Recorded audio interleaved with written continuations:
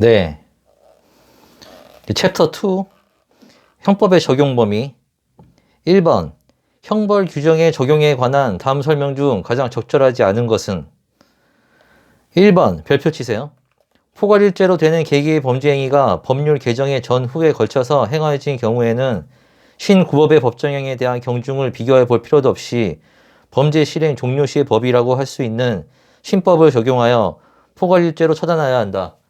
아까 말씀드렸죠? 이 포괄일죄 쭉 있을 경우 포괄일죄 이 종료시 종료시가 행위시법 여기가 종료하는데 이 법입니다. 그리고 2번 범죄 후 법률의 변경에 의하여 형이 구법보다 경한 때에는 신법에 의한다고 규정하고 있으나 신법에 경과 규정을 두어 이러한 신법의 적용을 배제하는 것도 허용된다.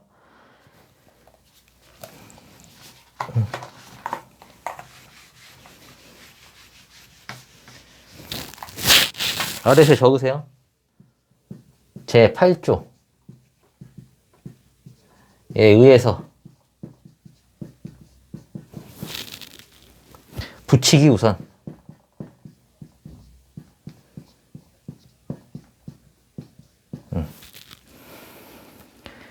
3번 범죄 후 법률의 변경에 의하여 신법의 형이 구법보다 경한 경우에도 공소시효 기간의 기준은 행위시법인 구법의 법정형이 된다. 아니죠. 4번 지우세요. 그 다음에 이제 그 아래다가 이거 좀 적어 놓으세요. 이게. 범죄 후 재판 확정 전에 법률의 변경으로 비범죄화된 경우 1조 2항 적용, 면소 판결. 재판 확정 후 법률의 변경으로 비범죄화된 경우 1조 3항 적용, 형 집행 면제. 범죄 후 재판 확정 전에 법률의 변경으로 경한형으로 변경된 경우 1조 2항 적용, 경한 신법 적용. 재판 확정 후 법률의 변경으로 경한형으로 변경된 경우 이때는 1조 3항 적용 안 됩니다.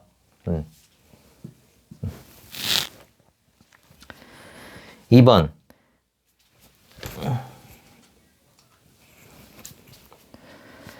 형법의 시간적 적용 범위에 대한 설명으로 가장 적절하지 않은 것은 1번 범죄 후 법률의 변경에 의하여 그 행위가 범죄를 구성하지 아니하거나 형이 구법보다 경한 때에는 신법에 의한다. 이게 1조 2항이죠. 2번 지우세요.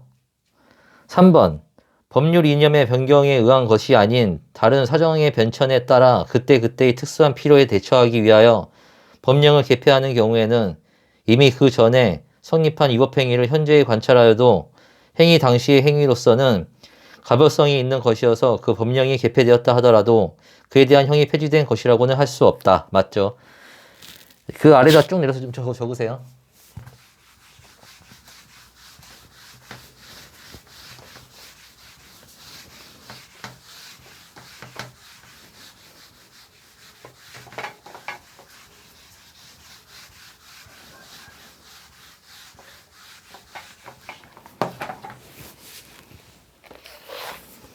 이게 판례.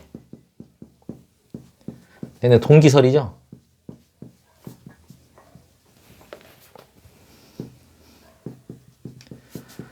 법률 이념의 변경.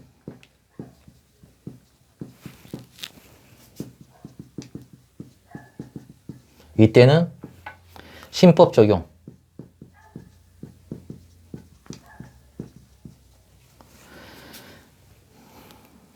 사실관계의 변경.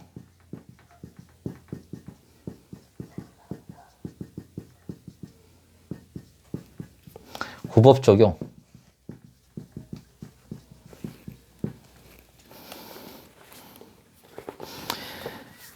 예, 판례는 1조 2항의 효과를 동기설에 따라 그 효과를 인정합니다. 근데 이거에 대해서 이제 학자들은 명확한 구별 기준 제시하지 못해서 법적 안정성을 해야 한다는 비판. 여기다 하나 적어 놓으세요.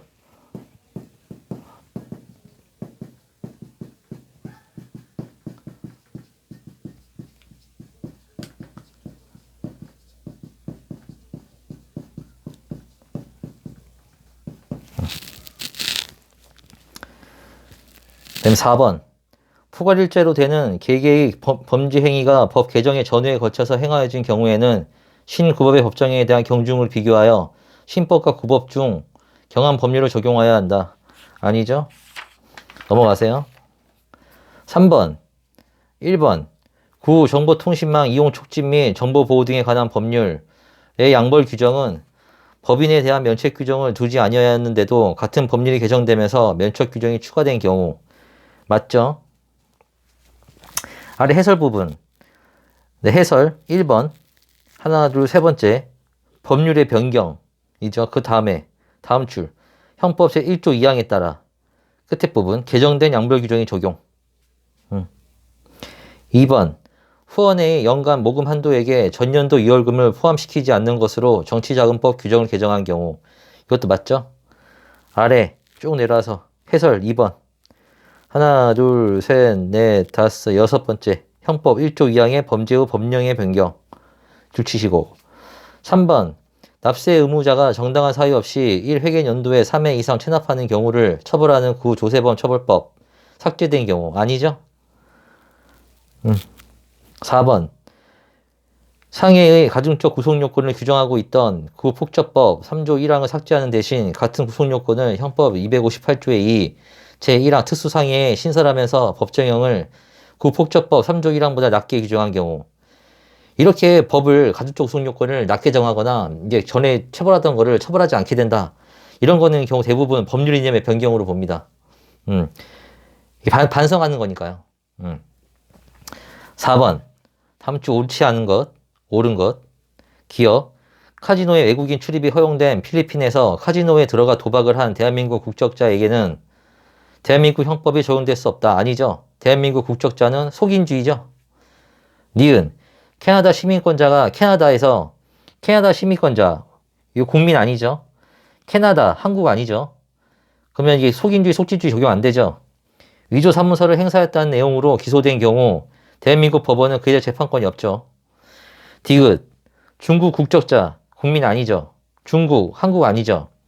대한민국 국적, 주식회사의 인장, 이거 공인장 아니죠. 위조한 경우에는 외국인의 국외범으로 대한민국 법원은 그에 대해 재판권이 없다. 맞죠? 여기 보면 이제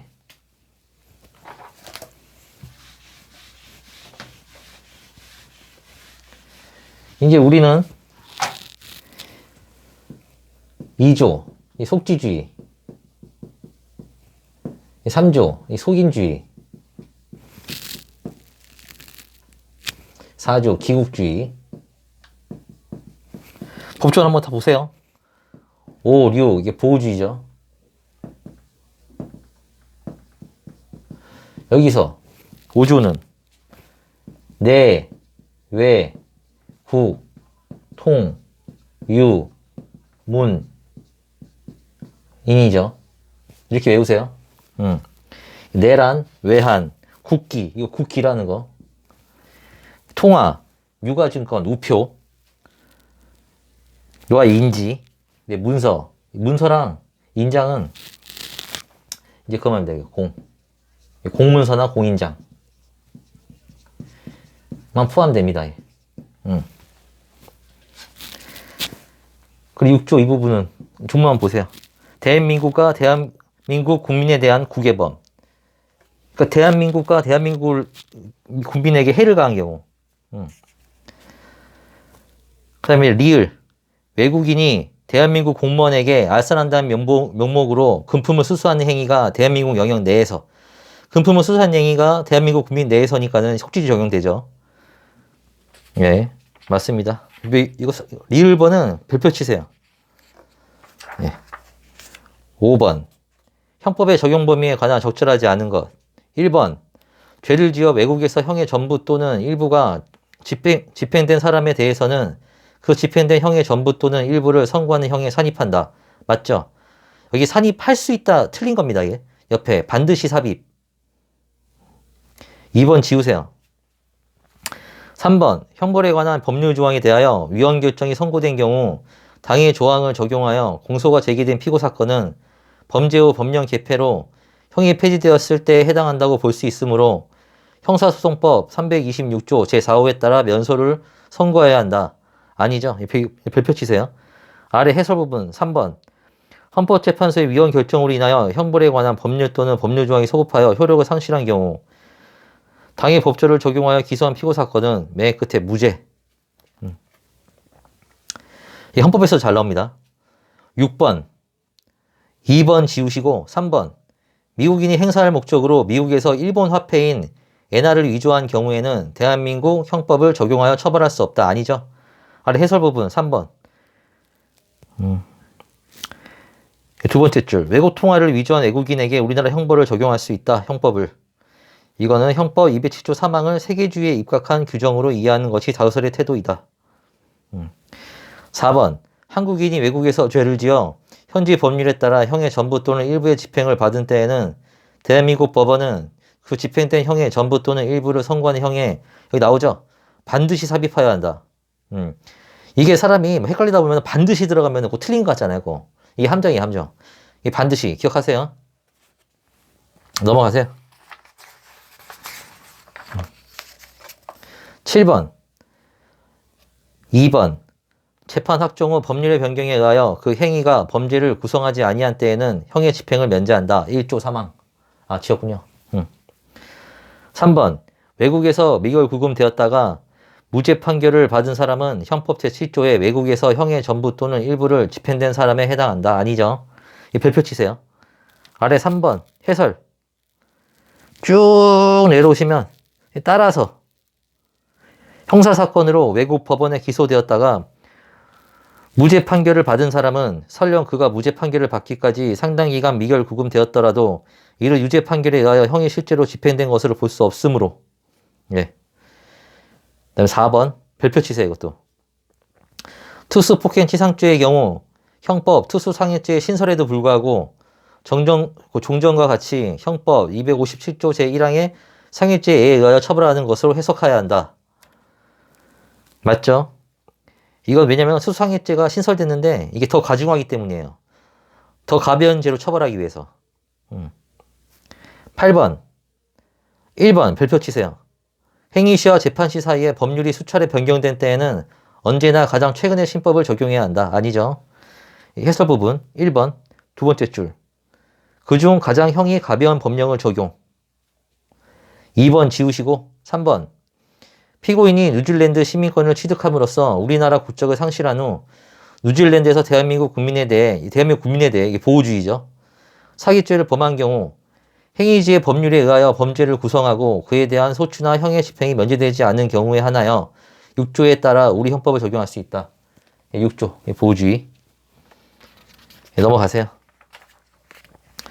9번 기억. 형법 제7조에서 규정하고 있는 외국에서 형의 전부 또는 일부가 집행된 사람이란 외국 법원에 아까 봤죠? 유죄 판결에 의하여 자유형이나 벌금형 등의 전부 또는 일부가 실제로 집행된 사람을 말한다. 맞죠? 니은 하나 둘 셋 네 번째.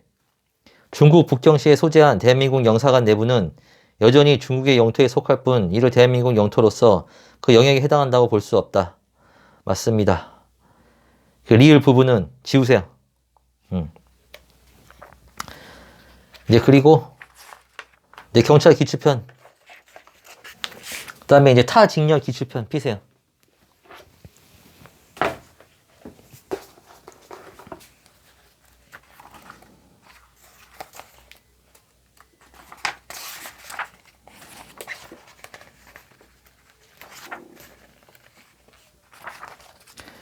똑같이 죄형 법정주의 1번 위 민법은 수권법률이 처벌 대상 행위가 어떠한 것인지를 예측할 수 있을 정도로 구체적으로 정하고 형벌의 종류 및 그 상한과 폭을 명확히 규정하는 것을 전제로 한다. 맞죠? 2번 별표 치세요. 법규범의 문헌은 어느 정도 가치 개념을 포함할 수밖에 없지만 가급적 일반적 규범적 개념을 사용하지 않는 것이 바람직하다는 의미에서 명확성의 원칙이란 기본적으로 최대한의 명확성을 최대한 X 치세요. 명확성을 요구하는 것으로 볼 수 있다. 틀렸죠? 2번 아래 해설 두 번째 줄. 최대한이 아닌 최소한의 명확성을 요구합니다. 3번 법관의 보충적인 해석을 필요로 하더라도 통상의 해석 방법에 의하여 당해 처벌받기의 보호법익과 금지된 행위 및 처벌의 종류와 정도를 알 수 있다면 명확성의 요구에 배치된다고 보기 어렵다. 맞습니다. 2번 1번 지우시고 3번 4번 지우세요. 2번은 각자 보세요. 넘어가시고 3번 1번은 그 헌법에서도 잘 나오는 질문입니다. 형벌 불소급의 원칙은 행위의 가벌성, 즉 형사소추가 언제부터 어떠한 조건 하에서 가능한가의 문제에 관한 것이고 얼마 동안 가능한가의 문제에 관한 것은 아니다. 맞죠? 2번 지우시고 3번 공익. 그 다음에 공익만 동그라미 치세요. 쭉 명확성 원칙 위배되지 않는다. 아니죠. 위배되죠. 4번 이것도 쭉 중간 가가지고 선량한 풍속 및 사회 질서. 여기 별표 줄 치시고 아래 명확성 원칙에 반한다. 맞죠? 3번은 다 지우세요. 아니 4번. 4번은 다 지우세요. 3번은 보시고 5번 1번 2번 지우세요. 3번 형벌법규의 해석에서 법률 문헌의 통상적인 의미를 벗어나지 않는 한 그 법률의 입법 취지와 목적, 입법 영역 등을 고려한 목적론적 해석도 가능하다. 맞습니다. 4번 형법 243조의 음란한 문서, 도화, 음란한 물건의 음란은 불명하다고 볼 수 없기 때문에 재헌법정 주의에 반하지 아니한다. 음란한 거는 너무 잘 알죠? 비교, 저속.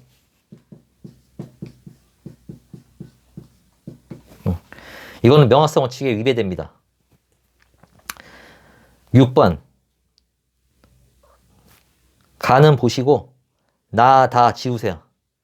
라 도로교통법 쭉 해서 2회 이상 위반한 것에 개정된 도로교통법 시행된 2011년 12월 9일 이전에 그 도로교통법 44조 1항을 위반한 음주운전 전과까지 포함되는 것으로 해석하는 것이 형벌 불소급 원칙에 위반된다고 할 수 없다. 맞습니다. 넘어가세요. 7번 옳지 않은 거. 1번 인지가 범행 후에 이루어진 경우 인지의 소급표에 따른 친족관계를 기초로 형법 344조 328조 1항 소정의 친족상돌의 규정을 적용하는 것은 소급표 금지 원칙에 위배되지 않는다. 인지. 아버지가 아들을 인지하는 거죠.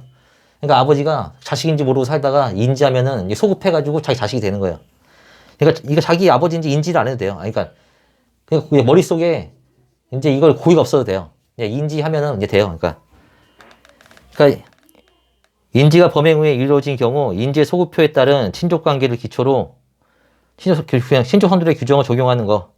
소급표 금지 원칙에 위배되지 않는다. 2번 운전면허 취소 처분을 받은 후 자동차를 운전한 경우 위 면허 취소 처분이 행정쟁송 절차에 의하여 취소되었다면 이 취소에는 소급표가 있습니다. 취소. 이 소급표. 위 운전면허 취소 처분은 그 처분 시에 소급화의 효력을 잃게 되고 피고인은 위 운전면허 취소 처분에 복종할 의무가 원래부터 없었음이 후에 확정되었으므로 운전행위는 무면허 운전이 아니다. 맞습니다. 넘어가세요. 이 8번은 1번, 2번, 3번 지우세요.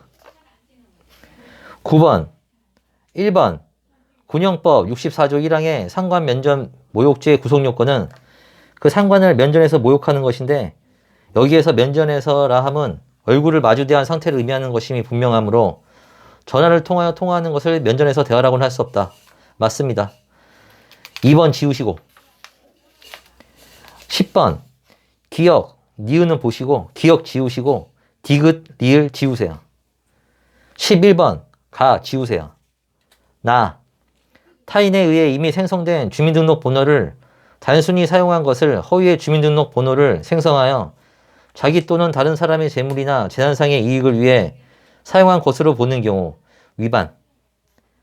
다 친고죄에 관한 고소의 주관적 불가분 원칙을 규정하고 있는 형사소송법 233조가 공정거래위원회의 고발에도 적용된다고 해석하는 경우 위반. 그러니까 형사법에 잘 나옵니다. 넘어가세요. 12번 가, 나 지우시고 다 형벌법규에 대한 체계적 논리적 해석 방법은 그 규정의 본질적 내용에 가장 접근한 해석을 위한 것으로 재헌법정주의 원칙에 부합한다. 맞습니다.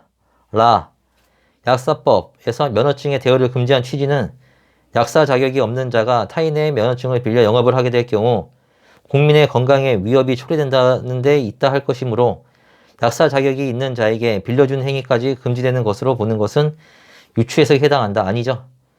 옆에 해설 부분 라의 1번 빼고 2번. 아래쪽 별표. 약사법에서 금지하는 면허증의 대여의 상대방이 무자격자인 경우뿐만 아니라 자격 있는 약사인 경우도 포함된다. 면허증 빌려주지 말라는 거죠. 마 지우시고 바. 별표 치세요. 노유장 유치는 그 실질이 신체의 자유를 박탈하는 것으로서 징역형과 유사한 형벌적 성격을 가지므로 형벌 불소급 원칙의 적용 대상이 된다. 아까 필기했죠? 넘어가세요. 형법의 적용 범위. 이거는 좀 쉬었다 할게요.